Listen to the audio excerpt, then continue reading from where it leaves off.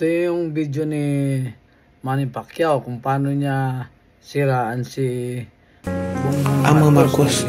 Billion, trillion ang korupsyon. Tapos ibubuto natin. Talagang ang talino natin. Di ba? Ang talino talaga natin. Alam ko matatalino naman ang taong bayan. Naniniwala ba kayo na sangkot sa korupsyon si Marcos? Ayon sa Supreme Court, bakit hindi tayo maniniwala?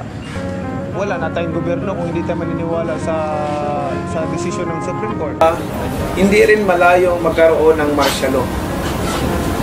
Pagka si Bongbong ang magkakaroon ng martial law ulit. At yan ay pagsisihan ng taong bayan.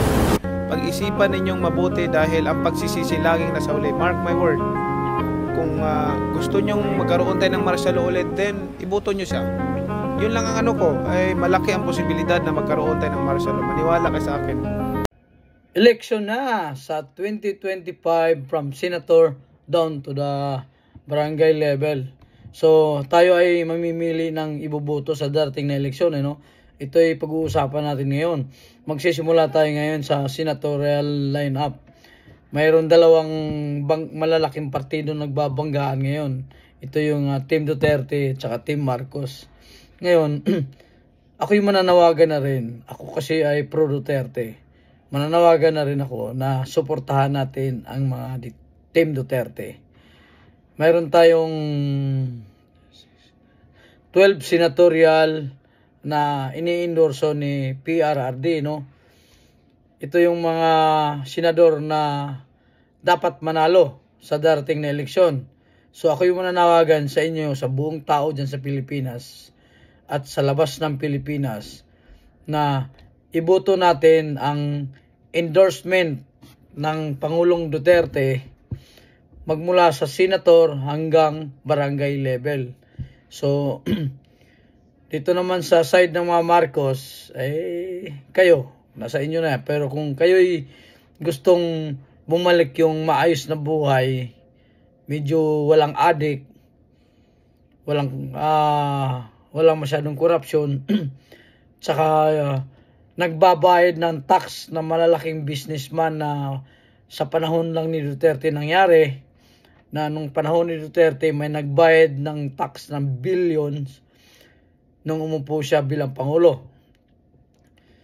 Tapos dito tayo ngayon sa mga senatorial niya. Mayroon lang tayong pag-uusapan sa mga senatorial lineup niya. Dito, magsimula tayo kay Rodante Marcoleta. Ini-endorso niya to Si Rodante Marcoleta ay isang taong may paninindigan. Matagal na to Maka Duterte to, hanggang ngayon hindi siya nawawala. Kasi alam niya ang Maka Duterte ay nasa tama.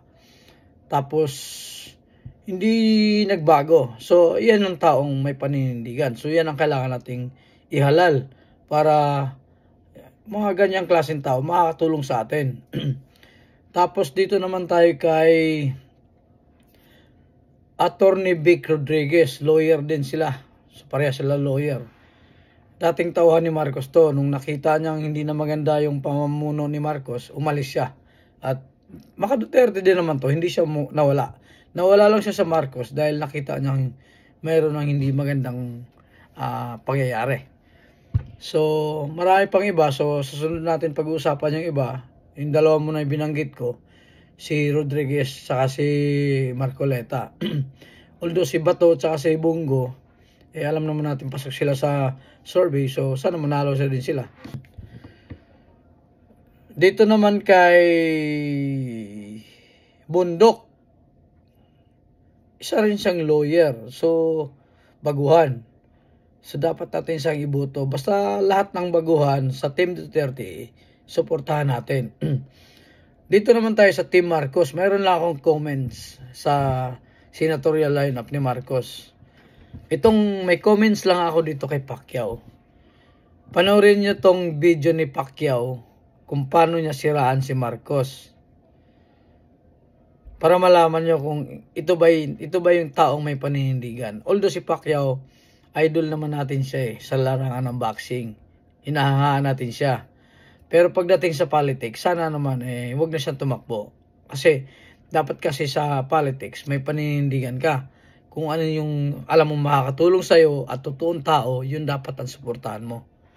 Hindi yung para kang balimbing na ngayon dahil sila namulo dito ka, pag nawala na sila may bagong namuno doon ka na naman. Yun ang hindi maganda. So isa yan si Pacquiao na dating Duterte umalis at napunta kay Marcos. Although si Marcos siniraan naman niya sa eleksyon. Papapanood nyo sa video niya na according to Pacquiao nahatulan na si Marcos ng pagnanakaw sa gobyerno. So nung tumakbo siyang presidential, katunggalin niya si Marcos. Pero ngayon, dahil hindi siya nanalo, pumanig siya kay Marcos, sa slate siya ng senatorial ni Marcos. So, dapat ba natin siyang iboto? Hindi natin kailangan isang taong walang paninindigan. So, huwag natin siyang iboto. Ito naman si Binhor Abalos. Alam niyo naman kung anong ginawa niya doon sa QGC, no? Kayo na humusga. Panoorin lang niyo yung mga previous video ng mga SMNI kung paano siya mamuno sa DILG. Saan ka nakakita ng arestuhin isang tao, magpapadala ka ng more than 2,000 Special Action Force para lang tugisin yung isang tao na wala namang armas. Hindi na yung overkill na yun, di ba? Hindi makatarungan. According sa mga napanood kong balita, ganun nga yung nangyayari. So kayo, kung napanood nyo yun, kayo na humusga kung kailangan nyo ba iboto yung mga ganyan tao. Hindi dapat, di ba? So, huwag na natin iboto. Dito naman sa Team Duterte, kay Pastor, si Pastor yun nga, mayroon siyang kinakaharap ngayon. Hindi pa naman siya nahatulan, wala pa naman siyang kaso, although nakakulong siya pero nililitis pa. So hindi pa proven na siya talaga ay may kasalanan. Pero kung titingnan mo yung background niya, na-improve niya yung QGC. Meron siyang school at balita ko, libre doon yung mga scholar, no? Tapos marami siyang natulungan. Makikita mo nga yung SMNI kung paano mamigay sa mga nasalanta ng mga sakuna. Talagang hindi siya under government, private citizen siya. Pero pag tumulong siya, grabe, di ba? Ito yung mga kailangan nating magiging parte ng leader na handang sumuporta para sa taong bayan. So, kayo, sa darating na eleksyon, ako'y mananawagan na rin. Sa darating na eleksyon na to, suportahan natin ang Team Duterte na kailangan natin silang may panalo. Ngayon, dito naman sa mga Marcos, nakita nyo nakaiikis na yan, ano? So, ibig sabihin, ayaw natin sa kanila. Kasi nakita naman natin sa within 3 years na pamumuno ni Marcos, magulo ang Pilipinas. Maraming korupsyon nangyayari. Tsaka nagkaroon nakikita ko ngayon yung national budget na talagang may nagsampa na sa korte dahil mayroon ngang nilabag na batas. Mayroong mga blanco, tapos pagdating sa presidente, nagkaroon na ng amount, more than 200 billion yata ang idinagdag doon na wala naman doon sa BICAM report. So, alin ba yung piliin natin na alam natin makakatulong sa atin? So, dito na tayo sa Team Duterte, no? So, kayo, mga Pilipino, mag-decide na kayo. Ilista nyo na itong mga senatorial ni Team Duterte para pagdating sa eleksyon, madali mo na silang may sulat. Okay, sa susunod vlog natin, pag-usapan natin yung ibang mga senator.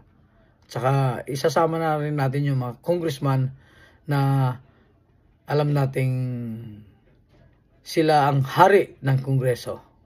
Okay, sa susunod muli.